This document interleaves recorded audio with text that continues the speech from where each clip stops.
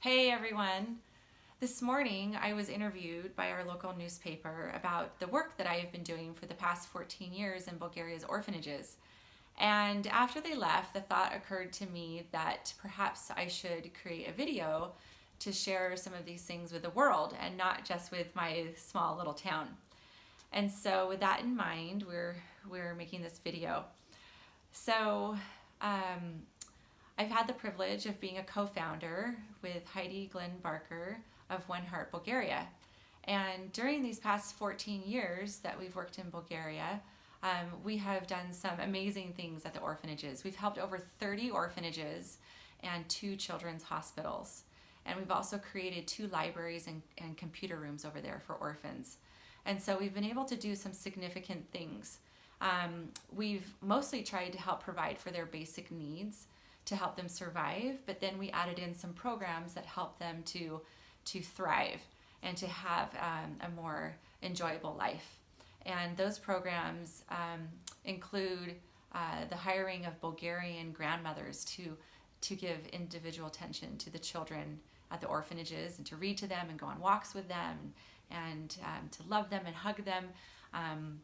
Also, we've created programs like sewing classes and taekwondo classes, dancing, carpentry classes, and things like this so that the teenagers and even some of the young children can participate in programs that enrich their lives and also teach them some skills. But this last summer, when we went back to Bulgaria, we learned some things that were very eye-opening. And it took us 14 years to figure out some things that are going on in Bulgaria. All this time we have thought that the reason why these children are entering in the orphanages is because mothers have not had enough money to take care of their children. But what we learned really shocked us. It's not just that. So when a mother in Bulgaria gives birth to a child with special needs, the doctors are telling them to give up their children and place them in an orphanage. This was really upsetting news for us because we know what happens to these children in the orphanages. These children oftentimes end up on feeding tubes and live out their lives in a crib for up to 14 to 15 years old, depending on the severity of their disability. And so when a child is born with cerebral palsy, or spina bifida or hydrocephalus in the United States, that child is diagnosed fairly early on and receives medical attention and assistance and support immediately. And the parents here in the United States have all kinds of programs that they can access to help their child.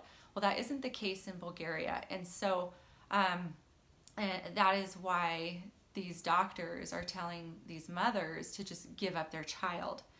And I don't believe that these mothers actually know what's going to happen to their child once they do that.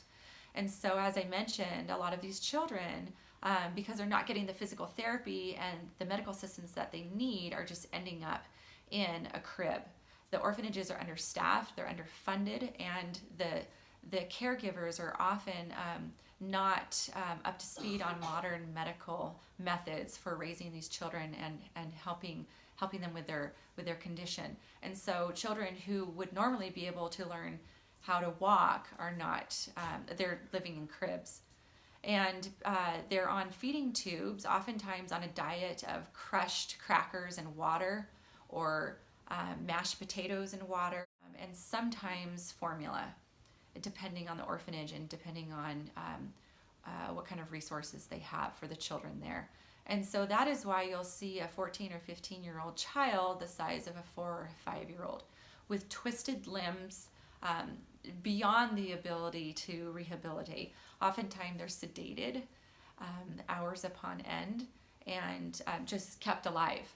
With hydrocephalus, now that's a condition where water develops on the brain and doesn't drain. And so these children's skulls expand, they become huge. I've seen children's heads that are larger than watermelons.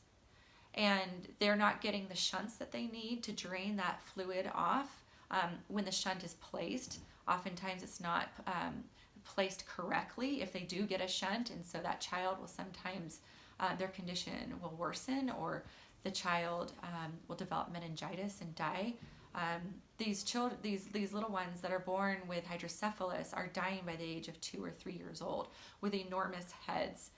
They go blind, and they sustain a lot of brain damage, and oftentimes go deaf as well. These mothers do not truly know what will happen with their child if they give it up to an orphanage.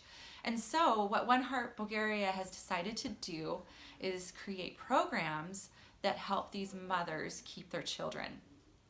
And if these mothers can keep their children, eventually we can help shut down Bulgaria's orphanages entirely. And that is our end goal.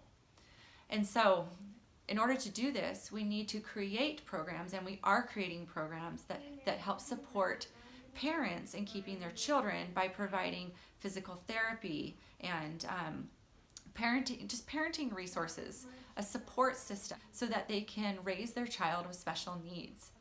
But we can't do this without help.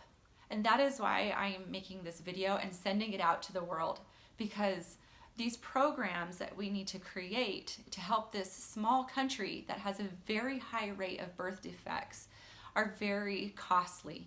And so we have the infrastructure in Bulgaria. We have our directors, we have our physical therapists, we have nurses and doctors. We have the staff that can support the creation of these programs, but we need more funding to do so.